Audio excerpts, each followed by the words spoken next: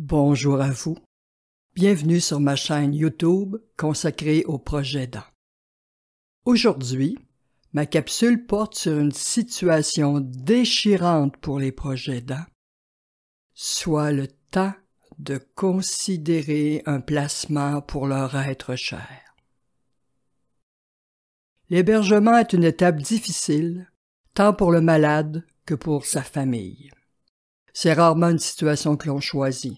On s'y résigne plutôt. L'hébergement marque la fin d'une partie du rôle de la personne aidante. Plusieurs aidants vivent de la culpabilité, surtout s'ils s'étaient promis de ne jamais placer cet être cher, et ce, même s'ils se rendent compte que ces promesses sont devenues irréalistes. Généralement, le proche aidant est torturé à cette idée de placer son proche dans une résidence. Même s'il est épuisé, il a une grande difficulté à lâcher prise. En plus de la culpabilité, il peut ressentir un sentiment d'impuissance, d'incapacité à être à la hauteur de son rôle, d'inutilité, d'échec, et d'abandon de cette personne en perte d'autonomie. Il a aussi un autre deuil à assumer, qui s'ajoute à la multitude de deuils blancs vécus depuis le début de la maladie de son proche. Alors je vous donne une liste de signes qui peuvent vous aider à prendre conscience et à objectiver le fait qu'il est temps de penser sérieusement à un placement en établissement spécialisé. La situation de l'aidant et celle de l'aidé sont toutes les deux à prendre en considération dans cette décision. En tout premier, je prends en compte l'épuisement du proche aidant. Votre rôle de proche aidant est une lourde responsabilité qui éprouve le corps et l'esprit. Les conséquences de cette lourdeur ne doivent pas être négligées. Vous pouvez souffrir de douleurs physiques qui deviennent chroniques. Le corps vous parle et vous dit que la charge est trop lourde à porter. Vous pouvez devenir hypersensible et irritable, ressentir du découragement, pleurer très souvent ou avoir une humeur changeante. Vous pouvez éprouver un stress intense, de l'anxiété, des angoisses. Votre sommeil peut être perturbé, soit par votre proche ou par ce que vous vivez dans votre situation d'aidant. Si vous êtes sur le marché du travail et ou que vous avez des jeunes enfants et une vie sociale équilibrée, pensez prendre en charge un parent qui exige de plus en plus de soins peut être une situation beaucoup trop lourde à assumer. Votre qualité de présence en sera aussi affectée et tous en subiront les conséquences, autant votre personne aidée que les autres membres de votre famille. De plus, le risque d'usure est très grand.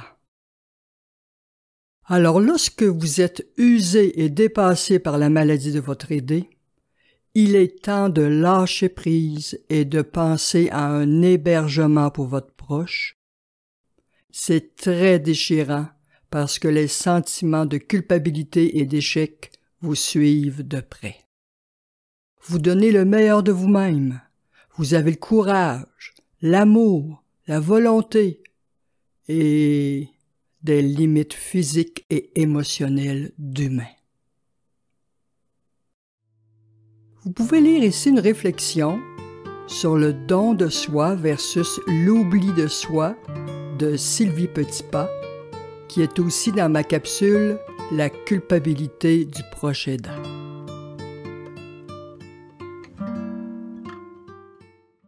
Nous sommes maintenant rendus aux situations de la personne aidée. Un premier point, l'agressivité verbale et physique. Elle peut faire partie des troubles de comportement des personnes atteintes d'Alzheimer ou d'une maladie apparentée.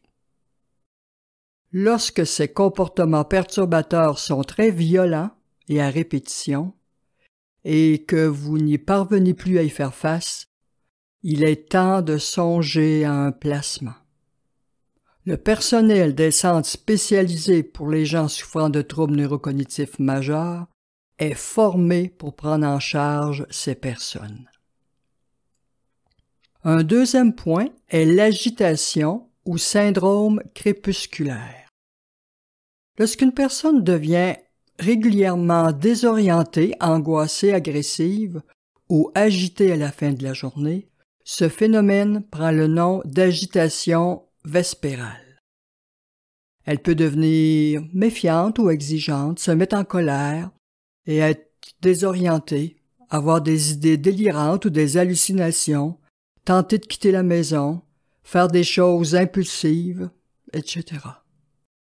Cette agitation affecte la qualité de vie de l'aidant, bien sûr, et peut être épuisante et complètement déroutante pour l'aidant. Un autre point à prendre en compte porte sur la sécurité de votre proche.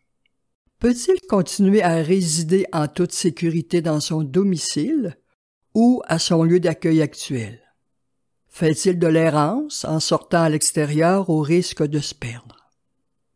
Les pertes de mémoire sont-elles si importantes qu'il ne reconnaît plus les pièces de la maison, qu'il oublie de barrer son logement, qu'il ne différencie plus ce qui est mangeable ou buvable, qu'il ne peut plus utiliser les petits électroménagers adéquatement pour se nourrir s'il est seul? A-t-il besoin d'être surveillé 24 heures sur 24? Ce sont toutes des questions sur la sécurité de votre proche. Et finalement, il faut aussi considérer les besoins de soins accrus.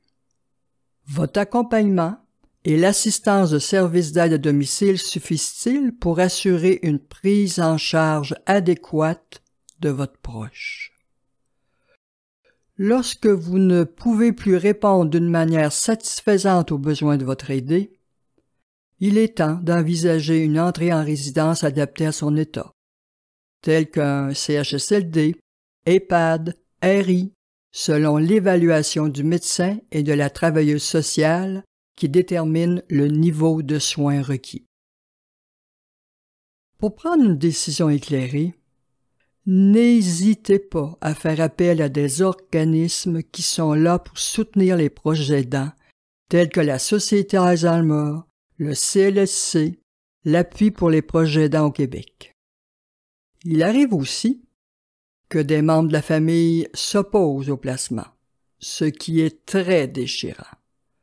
L'aide d'une tierce personne peut alors aider à voir clair et en arriver à un consensus. Et si finalement l'hébergement est envisagé, le choix de la résidence sera fixé selon le niveau de soins requis et vos préférences si possible.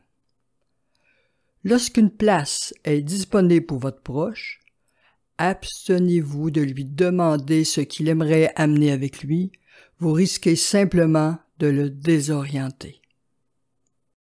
Pour l'aider à s'adapter, aménagez sa chambre avec des objets personnels afin de recréer un décor familier et qu'il puisse avoir des repères.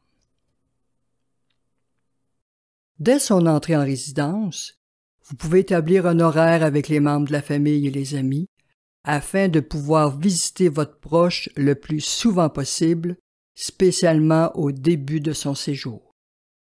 Il aura alors des repères s'il voit des visages connus, s'il entend des voix familières, s'il ressent la présence chaleureuse des siens. Le sentiment de sécurité et de confiance à son nouveau milieu de vie pourront s'installer plus facilement. Mais il ne faut pas se leurrer. Le passage de la maison ou d'une résidence à un centre spécialisé s'avère souvent ardu. Cela peut prendre des semaines, voire des mois, pour que la personne s'adapte à son nouvel environnement. Cependant, dans bien des cas, l'hébergement s'avère aussi bénéfique pour l'aidé qui vit désormais dans un environnement sécuritaire où il côtoie des gens et participe à des activités. Cette étape difficile peut devenir quelque chose d'heureux. En vous résignant à un hébergement pour votre proche, vous êtes loin de l'abandonner. Vous le confiez à un personnel qualifié et vous lui offrez la sécurité. Vous lui donnez le meilleur possible dans les circonstances. C'est un acte d'amour véritable envers votre être cher. C'est aussi un geste de respect envers vous avant de tomber au combat. De plus, en étant reposé, vous pourrez visiter votre proche aussi souvent que vous le souhaitez et avoir une meilleure qualité de présence auprès de lui. Vous devez aussi apprendre à faire confiance au personnel de l'établissement, ce qui peut prendre un certain temps, à raison, car vous laissez une personne que vous aimez très vulnérable et qui ne peut plus se protéger elle-même, vous le laissez à des inconnus. La grande majorité de ces soignants ont la vocation, comme me disait ma mère. Cependant, en gardant un œil ouvert, en visitant le plus souvent possible votre proche, vous vous assurez qu'ils reçoivent les meilleurs soins possibles. Et n'hésitez surtout pas à discuter avec la personne en charge de votre parent. Dites-vous que vous faites partie intégrante de l'équipe de soins en tant que proche aidant. Vous aurez toujours ce rôle de veiller sur votre être cher. Je vous invite à voir et à écouter une capsule vidéo complémentaire à celle-ci.